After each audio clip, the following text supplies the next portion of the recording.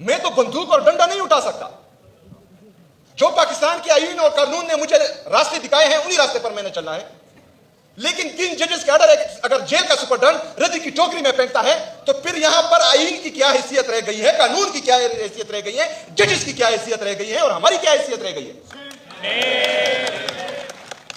मेरे अजीज साथियों, मैंने फिर भी पाकिस्तान का आईन और पाकिस्तान का कानून फॉलो किया। मैं उसी रात बैठा रहा, सारी रात मैंने वहां गुजारी अडियाला जेल के सामने। मैंने कहा कि कोई जो है गैरतमंद इंसान थोड़ी सी गैरत दिखाएगा और मुझे अंदर जो है अपने लीडर से मिलने देगा, लेकिन बदकिस्मती से सारे के सारे बेगैरत हो चुके हैं। आपकी जुडिशरी में सबके जमीर मुर्दा नहीं है, सब जो है वो बिके हुए नहीं है। कुछ लोग चाह रहे हैं, देख रहे हैं आपकी तरफ कि आप थोड़ा सा रेजिस्ट करेंगे और वो भी आंखें दिखाएंगे। कुछ जजेस ने आंखें दिखाई, लेकिन बदकिस्मती से हमने उनका साथ नहीं दिया।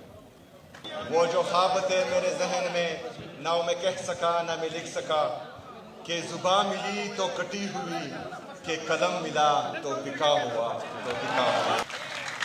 लेकिन अगर हम इस तरह हाथ पर हाथ धरे बैठे रहें और इंसाफ का, आईन का, कानून का ये कत्लेआम चलता रहे, तो आप यकीन माने कि इस पाकिस्तान से जंगल बन जाएगा और ये जंगल का कानून बन जाएगा।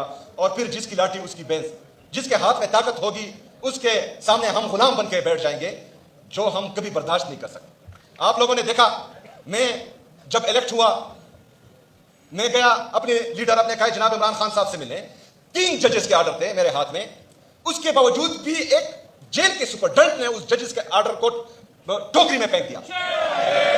मतलब जजेस के ऑर्डर को रद्दी की टोकरी में फेंका जा रहा है।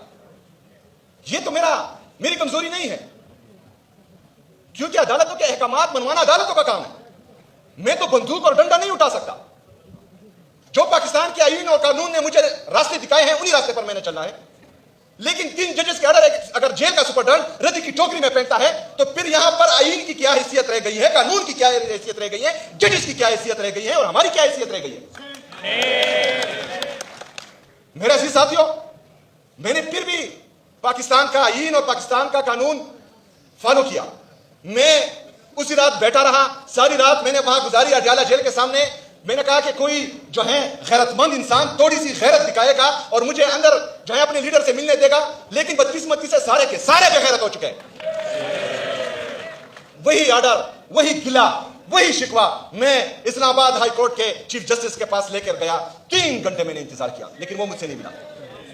उसके बाद इस्लामाबाद हाई कोर्ट के जजेस, सुप्रीम कोर्ट के जजेस को मैंने लेटर्स लिखे कि ये मेरा आईनी और कानूनी हक है कि मैं अपने लीडर से मिलूं, उससे बात करूं। ये पाकिस्तान का आईन और कानून मुझे इजाजत देता है। ये जेल मैनुअल में लिखा है कि वो हमसे मिल सकते।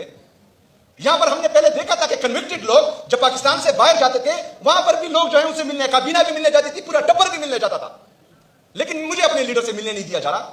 एक दफा फिर मैं गया रोजे की हालत में, रमजान में।